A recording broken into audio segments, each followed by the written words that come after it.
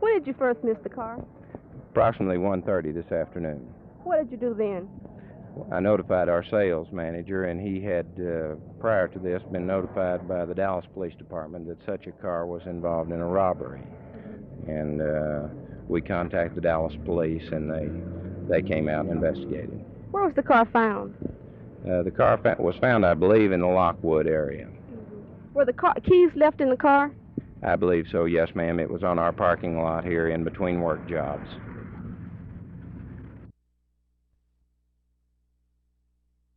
Absentee voting has not totaled much over 125. The turnout election day next Tuesday is expected to be only about 15,000. Fort Worth citizens are asked to approve $3 million in bonds toward the purchase of the bus system here and $6,800,000 to build a new library. The election comes at a time when the city is still attempting to sell bonds approved by voters in September of 1970. That election for $38 million to improve city streets and other capital improvements is still tied up in a lawsuit brought by the American Civil Liberties Union. The ACLU challenged the constitutionality of county property and non-property owners vote separately. Under the state statute, the votes are counted the same way, raising a question of more litigation. But City Attorney S.G. Johndroe is not worried about this bond election being challenged, primarily because litigation in the 1970 bond election is still pending before the U.S. Fifth Circuit Court of Appeals. Dorothy Dubose, president of the ACLU Fort Worth chapter, said no suit will be filed in this election. She did say, however, that 2 court decisions in other states have declared the separate vote count as unconstitutional. 36 states do not use the discrimination between owners and non-owners of property in bond elections. However, Texas and 13 other states still do. Jim Green, Channel 8 News on the Move in Fort Worth.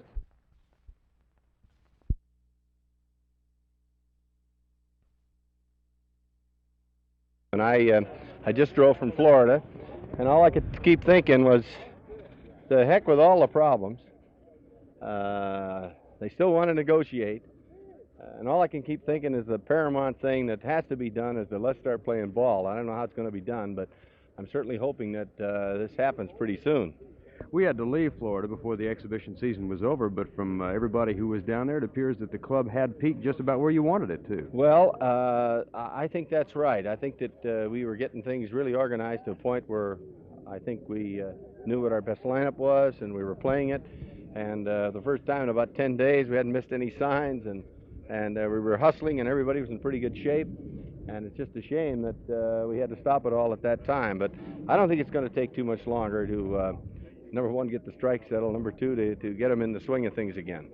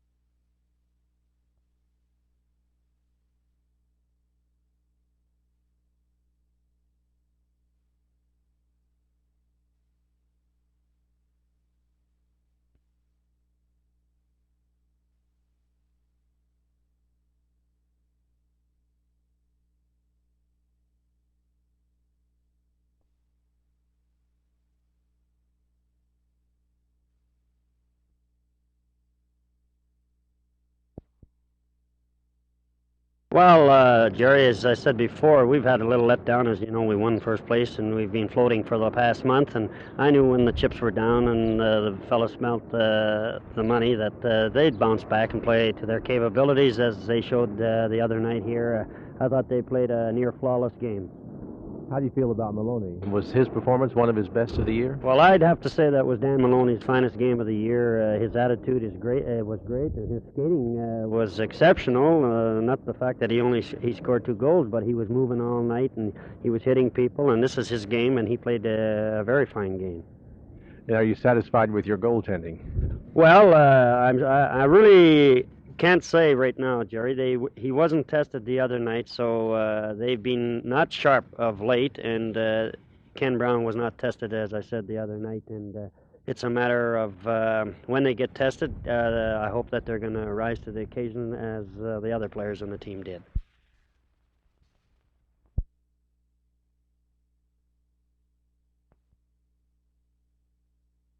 At a morning news conference, Mayor Wes Wise announced that the city business community has pledged nearly 6,200 jobs for returning Vietnam veterans. The goal had been 6,000 jobs in a campaign sponsored by the National Alliance of Businessmen. The mayor said the pledges came from all segments of the Dallas business community, from the largest firms to the smallest companies. But despite the success of the program, officials say there still is a need for more job pledges, since an estimated 3,000 to 5,000 Vietnam veterans come to Dallas each month. In view of the need, Mayor Wise said the campaign will be extended. Now, we're going to continue the campaign through April 17th, and the 84 executives who've been loaned to NAB from Dallas businesses to conduct the campaign will continue to call on companies throughout the date. I want to emphasize that this, without any question, puts the city of Dallas in the forefront among American cities in terms of hiring Vietnam veterans, and it's something that we can all be most proud of. But the job campaign is more than statistics. It's men like Bobby DeLava of Dallas, a Vietnam veteran who left the Army about a week ago. Bobby is married and the father of a 10-month-old son, and he was worried about his chances for employment, since he was familiar with the job situation from the newspapers he had read while in the Army. But to his surprise, he landed a job almost immediately because of the local campaign of the National Alliance of Businessmen. Bobby has been hired by a Dallas truck rental firm as a mechanic trainee, a position in which he can use his military specialty. And the company feels it also is profiting from the campaign to find jobs for Vietnam veterans. A spokesman for the firm points out that the veterans are more dependable and easier to train than many of the men in today's job market. Jack Hill, Channel 8 News on the Move.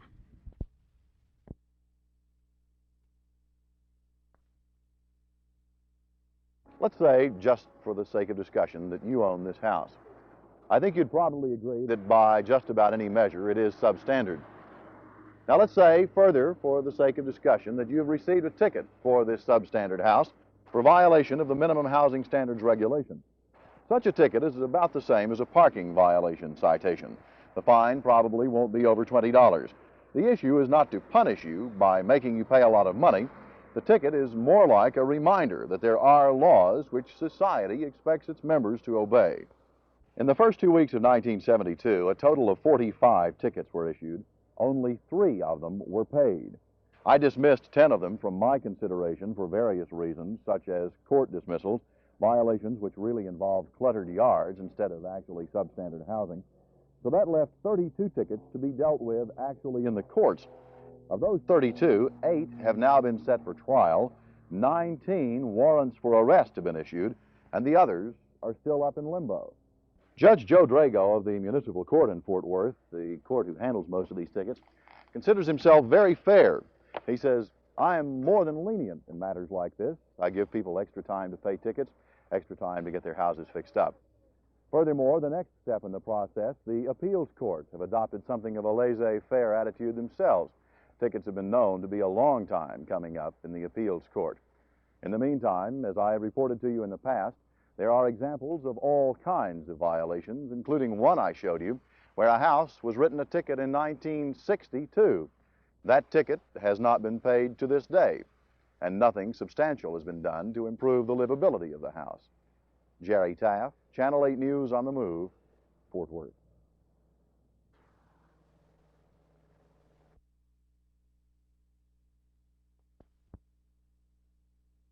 By July of 1974, this area you see now will have a 56-story skyscraper on it. It'll be the largest skyscraper in Texas, and it's called the First International Building. first in many respects. Now, how do you keep a great big skyscraper like that from toppling over? Well, they've come up with a new system. It's called the slurry system. This is the first time it's being used in Texas. They use trenches around the perimeter of the base. They're going to be 33 feet deep and 2 feet wide. They're going to be filled with a mixture of water and bentonite. It's a fantastic operation. They work even into the night, starting about 6 p.m. with their heavy equipment, maybe going into 3 o'clock in the morning before they finish up. It's going to have many firsts, such as a 26-car tandem elevator system, which is something that Dallas has never seen before. Silver-tinted glass on the outside, as well as beautiful scenery for everyone to see. It'll stand tall in Dallas skies, and you've never seen anything quite like it before. Now, the way they put this thing together, they first put the slurry wall around the base. Then they start digging the hole for the 2-story basement. It'll have 2 separate basement levels at the bottom of it.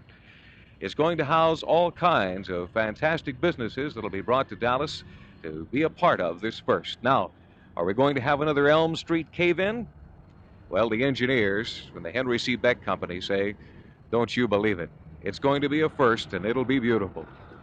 Malcolm Landis at the site of the First International Building in downtown Dallas for Channel 8 News on the Move.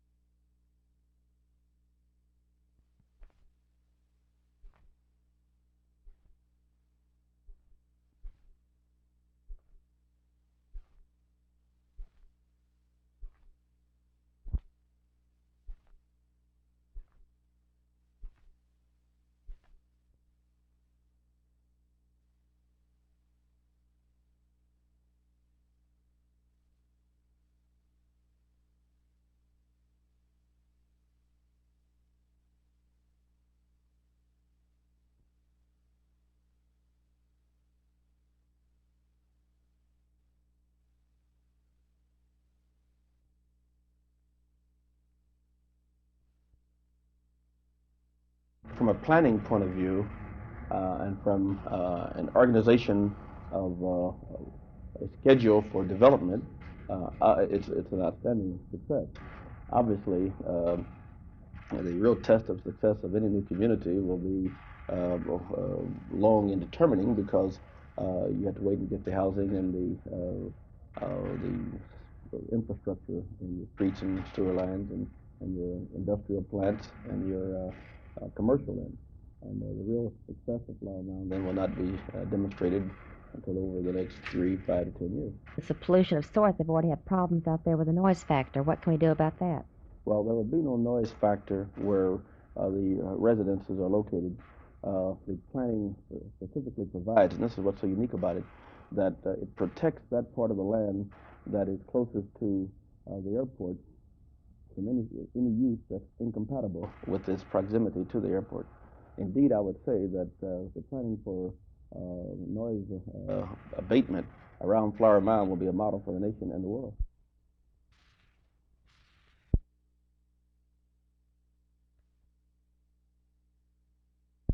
Now, what has this court been doing to lay claim to greatness?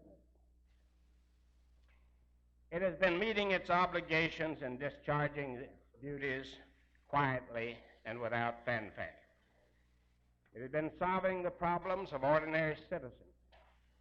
It has been passing on the validity of statutes, assessing fault for personal injuries, determining ownership of land, interpreting oil and gas leases and contracts, looking into insurance coverage, and solving a myriad of other day-to-day controversies.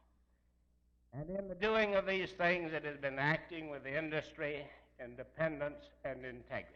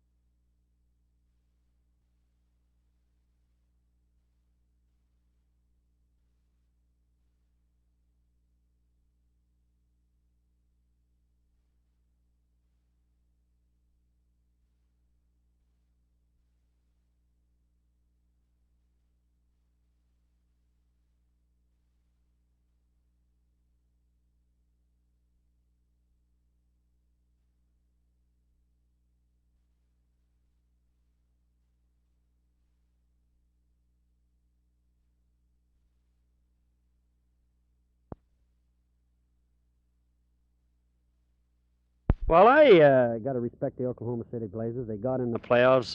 They've been kept on going. They're a good skating club. They're really not a physical club, as Brian Bradley said, and they're going to try and hope that we make some mistakes and they can capitalize on our mistakes and we have a letdown. Their biggest chore is trying to win one game in our building, and this is what we're trying to offset. We're going to try to be up and ready that we don't lose one, to assure ourselves that if it has to go the limit, that we'll have that extra game which we played for all year.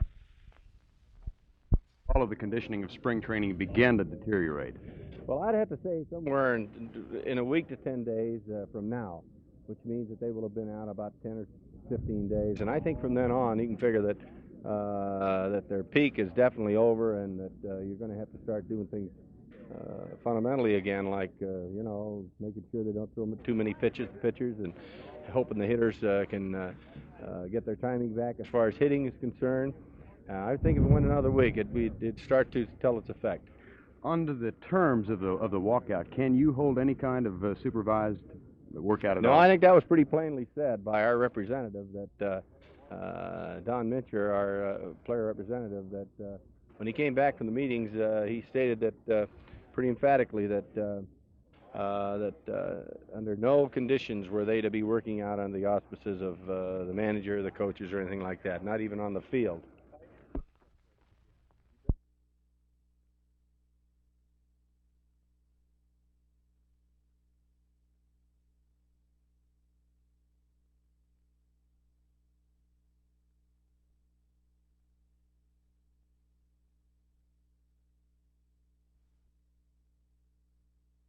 OEO investigators have delved into all aspects of the DCA, including its financial problems, conflict of interest charges, and management difficulties. Some officials have speculated that the DCA will get its knuckles severely rapped by the OEO, but until now, the contents of that report have been kept a secret. OEO Regional Director Samuel Martinez has called this press conference to reveal the contents of the report. The evidence is overwhelming that the anti-poverty efforts of DCCAC have been paralyzed and rendered, for the most part, ineffective by a board that is dominated by factionalism and power groups. These power groups have permeated the entire structure of the agency from the board to the neighborhoods. The situation calls for unusually drastic and determined intervention on the part of OEO in the exercise of congressionally mandated responsibility. As we will and must exercise that responsibility, our determined course of action for corrective action is not a recommendation, but are conditions that which must be met, or we will terminate federal assistance to DCCAC. The board of DCCAC must restructure itself to operate through an effective committee system within 60 days. All direct financial assistance to organizations, boards, or committees below the level of DCCAC must be suspended immediately. Regional OEO Director Samuel Martinez has given the DCA 4 months to completely reorganize the agency or lose federal funds. The action of that ultimatum must come, of course, from Executive Director Willis Johnson and Board Chairman George Zimmermann. I think if the board accepts the directions and follows the conditions as recommended, that it will make the agency a more centralized and more controllable activity, and hopefully therefore more efficient in aiding the poor. I do believe they have very specifically looked at all the problems and given some recommendations for the board and the agency to follow.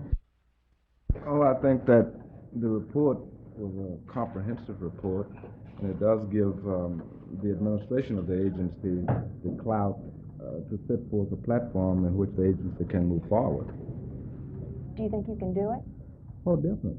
The OEO report puts the burden of blame for the agency's trouble smack dab on the DCA Board of Directors. That board holds a closed-door meeting Thursday night to hash out the voluminous OEO report. One thing is certain.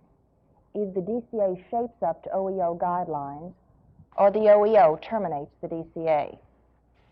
Martha McIntire, Channel 8 News on the Move at the Dallas Community Action Agency.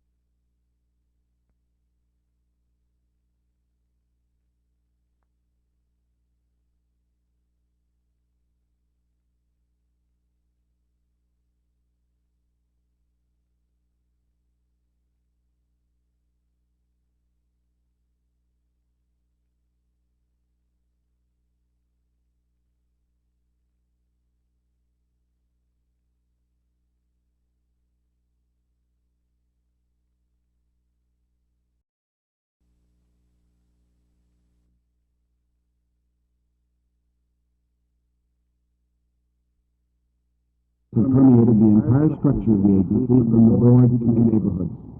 The situation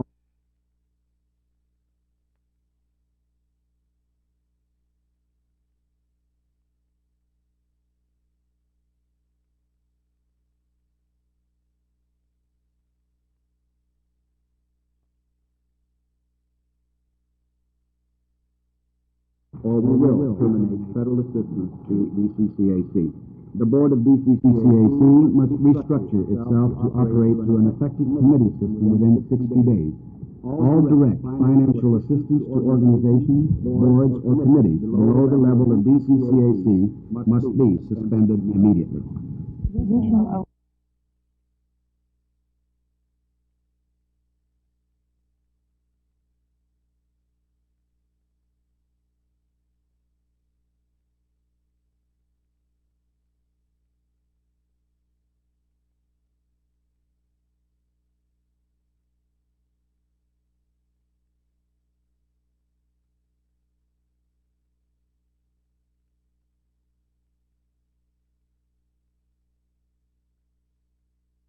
activity, and hopefully therefore more efficient in aiding the poor. But I do believe they have